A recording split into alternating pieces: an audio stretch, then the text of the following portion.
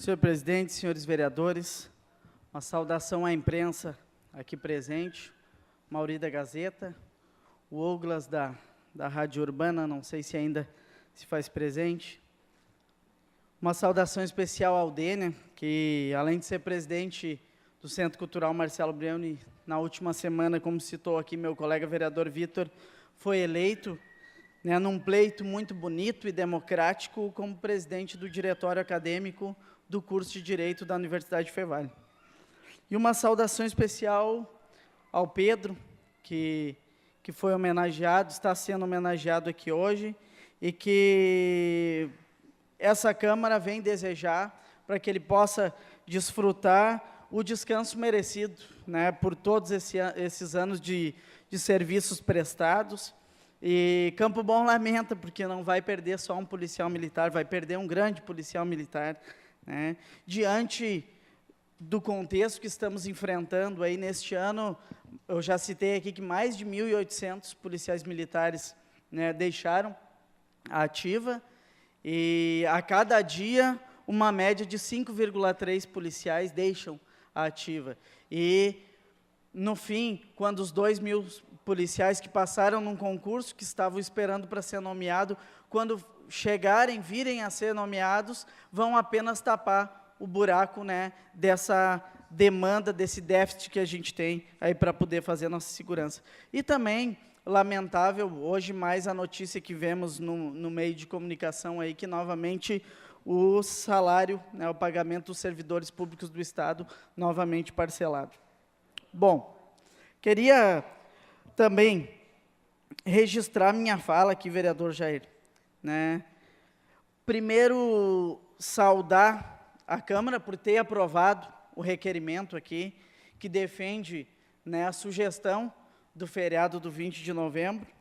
Agradecer aos vereadores, Vitor, Jair, a bancada do PPS, com o vereador Siri e Marinho, e o vereador Milton, que votaram a favor dessa lei, porque é preciso contextualizar. Às vezes a gente fica incomodado quando vê, e era previsível, vereador Jair, eu já previa que teria algumas considerações ingênuas, daquela ingenuidade arrogante, para não usar uma palavra mais ofensiva. Sempre tem, com certeza, quando propomos aqui na nossa cidade o dia municipal do sapateiro, em homenagem ao sapateiro, vieram aqui dizer, não, vão ter que homenagear o petroleiro, o trabalhador que fabrica boneca inflável, Só que esses trabalhadores não cumprem o papel que o sapateiro cumpre para Campo Bom, E os judeus e os japoneses também, eu acho que eles não têm feriado, porque eles não foram escravizados 4 séculos aqui no nosso país, E se a gente tem um mínimo de abstração mental e parar de ler um pouquinho autoajuda e estudar a história do nosso país, a gente vai ver que esses 4 séculos de escravidão no nosso país têm implicações muito grandes ainda hoje, no nosso contexto social. E aí eu não quero usar a palavra aqui de leitor de autoajuda, nem ator de Hollywood. Eu vou usar as palavras do Malcolm X, que são as seguintes: ninguém dá liberdade a alguém. Ninguém fornece justiça e igualdade. Ninguém fornece. Justiça e igualdade, liberdade, só se conquista com luta, não se conquista com silêncio. E eu quero usar aqui, também, não é um leitor de autoajuda, é o Michael Apple, que é um PhD em Sociologia e Educação, um dos maiores pensadores da atualidade, professor da Universidade de Wisconsin. Tive a felicidade de, durante a minha trajetória acadêmica na Universidade Federal, conhecer, porque tive um professor doutor que é aluno e trabalha junto com o Michael Apple, e ele usa o conceito da branquidade. Vereador Vitor, o que é o conceito da branquidade?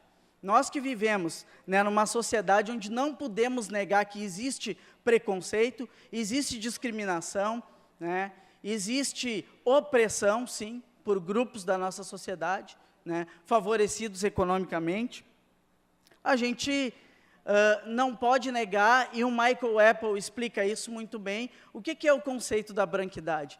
O conceito da branquidade é o conceito do silêncio, né? Onde a gente tem o silêncio e vai monitorando, conservando aquelas mazelas sociais, aqueles vícios que a sociedade tem de opressão, de discriminação, de exclusão social. Agora, me digam uma coisa, os 4 séculos de escravidão no nosso país, eles acabaram pelo silêncio ou pelo grito, pela luta, né? O que foram os poemas de Castro Alves? O que é o 20 de novembro? Se não é lembrar a luta de Zumbi dos quilombos, o que representou os quilombos na luta, né, pela resistência à escravidão, né? O movimento de intelectuais, todo o movimento de luta social, e até os interesses liberais de mercado, que queriam transformar aquela massa de escravos numa massa que fosse consumidora também dos produtos, né, gerados e vendidos pelo mercado.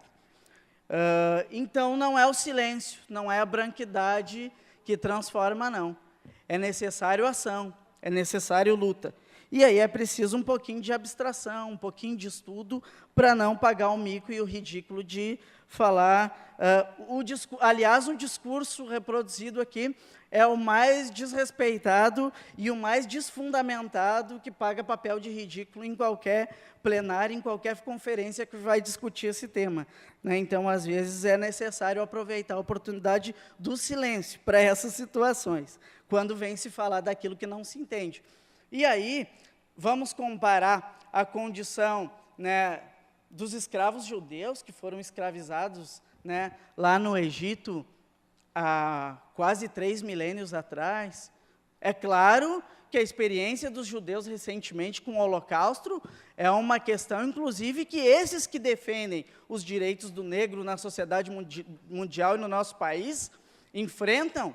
Inclusive, tem leis no nosso país, em Porto Alegre, tem uma lei municipal que obriga o ensino sobre o Holocausto na rede municipal, e essa proposta o vereador Jair já apresentou aqui na nossa cidade também, que é uma experiência que não deve ser invisibilizada, é uma experiência que deve ser relembrada e enfrentada para não se repetir, né? Mas vamos, né, aos desdobramentos dos 4 séculos de escravidão no nosso país. Bom, nós temos uma população no Brasil onde mais de 50% da população é negra. No Rio Grande do Sul, né, não é esse parâmetro, essa percentagem, mas temos um grande percentual, né, de negros que, nos índices, na ocupação de espaço e na situação que vivem esses negros na sociedade, né, se deslumbra e se concretiza numa realidade de injustiça, sim, e de exclusão, sim, numa condição concreta e objetiva de dívida histórica com essa população. Num país que temos 50% de negros, por que o índice de negros nas universidades ainda é menos de 3%? Por que o índice de negros nos espaços de poder, como vereadores, deputados, prefeitos, juízes, é menos de 4%? Por que, num país que tem metade da população de negros, mais de 80% dos jovens que morrem de assassinatos são negros? Por que num país que tem mais da metade da população de negros, a gente tem uma população carcerária de quase 80% de negros? E nós não temos um país racista? E essa população, depois de viver recentemente por 4 séculos de escravidão, ela tem igualdade de oportunidades na nossa sociedade? Eu acho que tem gente aí, então, que acha realmente, né, que a população negra tem menos capacidade do que a branca para estar nessa condição. Não. Nós vivemos uma sociedade onde ninguém assume o racismo e ninguém diz que é racista, mas a nossa sociedade exclui e discrimina o negro. Hoje, ainda, eu tenho 1 minuto ainda, o homem negro recebe menos do que uma mulher branca cumprindo a mesma função, e a mulher negra recebe menos ainda. Então, está aí a necessidade. E o 20 de novembro, em todas as cidades que ele é feriado, ele vem cumprindo papel, sim, para a gente enfrentar essa realidade e construir uma realidade mais congruente. Muito obrigado.